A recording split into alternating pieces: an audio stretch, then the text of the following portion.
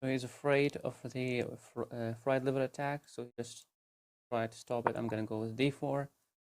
Takes with the knight.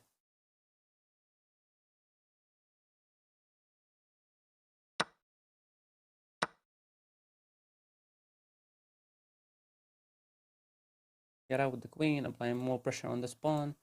I mean, this is really aggressive opening the Italian and also the Spanish, but I really like the Italian opening. He did that. So he is not afraid to double up his pawns. Like what?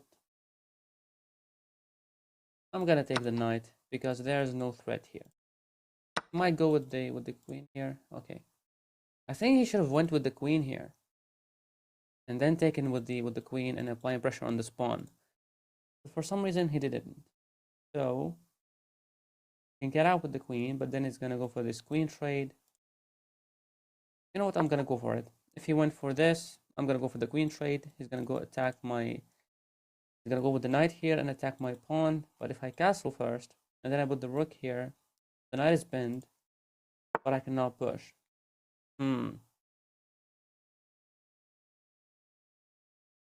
I can take, but he's gonna take with the knight.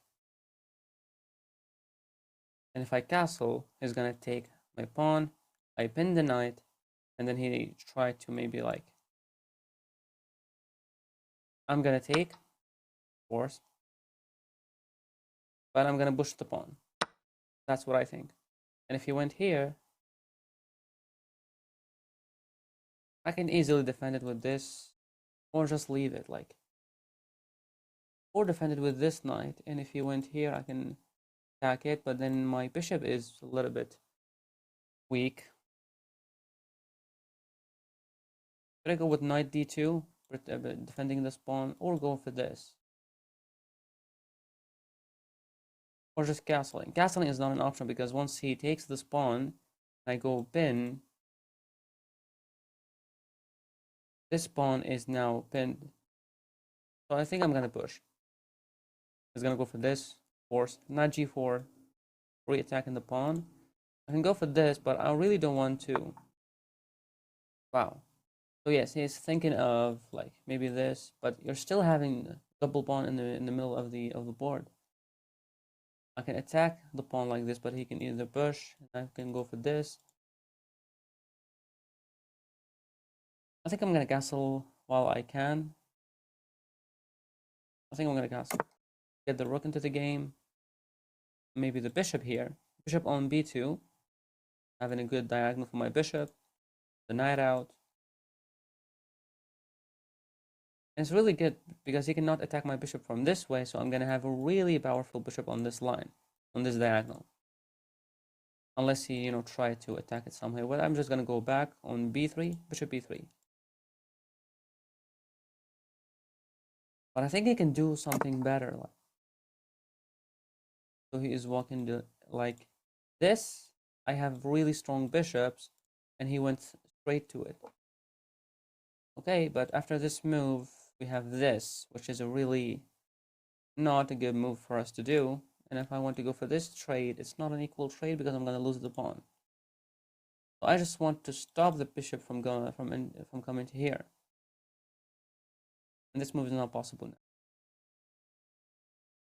And I can now push because that just stops my bishop from being active. So should I go for the rook here? Man, I really don't want to take the knight.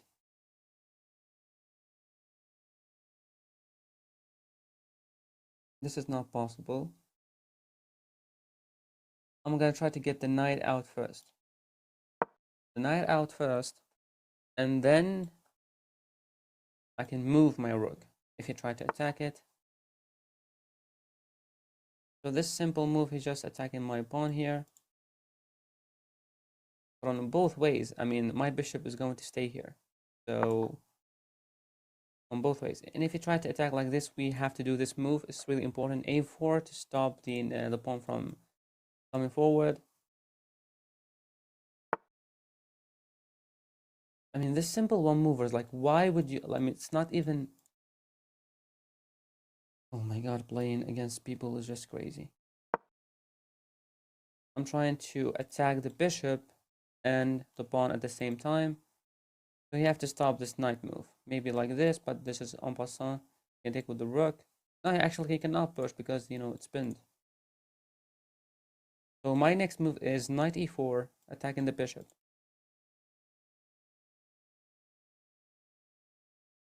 Or maybe, oh, I cannot trap this knight. Can I trap the knight? I mean, the knight I can only go here. So if I push this pawn, I still have this.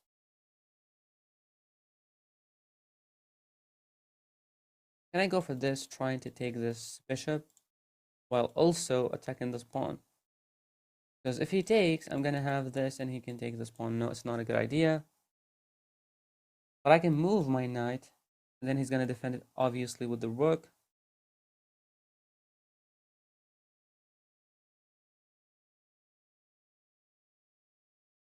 Or maybe I can get the knight here, and then the pawn and just sorry, I think I just gonna have to play better and just make my pieces all defending each other. And we're also now attacking this pawn. It's really passive to defend it like this, because now even if the rook moves, you're gonna lose. What is it? You are such a child. Like, I hate playing against child. You know what? I'm just gonna double his pawn structure. So there's no way for me to defend this knight. So I'm just gonna take that free pawn while I can, and I'm okay. So this is not even something really bad. I can even stop the, like, even if he got me a double pawn, I can go for bishop e3. And then I can take, and I'm not gonna have this pawn. So I'm gonna take, of course, while I'm up a pawn. And now I think that his knight is trapped. Oh, that's a good move. But after this, we have to stop that move first. As I told you, a4 is really important. Now I can have this move, then I cannot go here or here because I can take and I'm gonna be winning another pawn.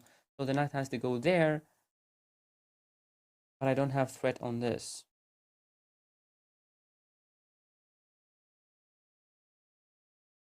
I think I have to do it fast because I have to get my... Okay. So this move, if he takes like this, I can take with the bishop, everything's fine. But I have to do something. Oh, that's the move that I was actually afraid of happening. I can do something here. Wow, I can give a check. I can give a check. If he takes with the rook, he's gonna lose that rook. And of course he cannot take. He cannot take with the king. If he moved somewhere else, get back with the bishop, and we defend it like this, and we're gonna centralize the bishop and the pawn. Wow, that's a great move.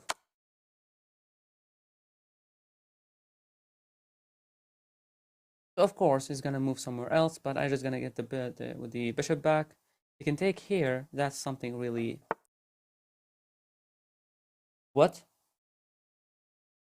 So of course it's not a good idea to push this pawn because after he takes, I cannot take back. I'm gonna lose this bishop. Or maybe I can go for that. No, I'm just gonna go back with the bishop. Go back with the bishop, right? Is it a good idea? I think it is. If he takes, I'm gonna take back, and I'm gonna have a really solid bishop and a pawn here. That's not a good idea to take. Ever. Not a good idea, ever. Well, my advice for my opponent is I think he should... What the... I mean, he resigned. He knew that now he saw the bishop. I mean, the bishop was there the entire game. How? I did not even move it. No blunders. No misses. One mistake only. Wow. Let's get a game review. If revenge motivates you, go for it. Anand. So my accuracy is 79%. That's very good. I did not do any blunders, so let's go through the game review real fast. I play the Italian game. This is called the anti-fried liver defense. Okay, that's a good move to open the center like this. That's a mistake, and that's a miss. Wow. So, you permit the opponent to win a knight through a fork. You ignored an opportunity to sacrifice a piece with capture. So that was the move that he's supposed to do, because I'm gonna get checkmated. Wow. So what should I have done? Yo, that's something. Sacrificing when he takes, I'm gonna give a check and maybe taking like this. You only had one good move, one good option here. What was it? Also, I mean, this like stockfish shit is the like sacrifice. Oh my god. So you trade equal. Okay, you allow the opponent to win a pawn through a fork. I mean, this is also a fork. Sorry, this is a fork. And when I go for it, he's gonna take this pawn. So that was a miss. I know. I did a canceling. Everything here is fine. That's a good move. Best move. Okay, here. You missed an opportunity to develop a bishop of a starting square. That bishop that I think it is. Bishop here. Wow. Wow.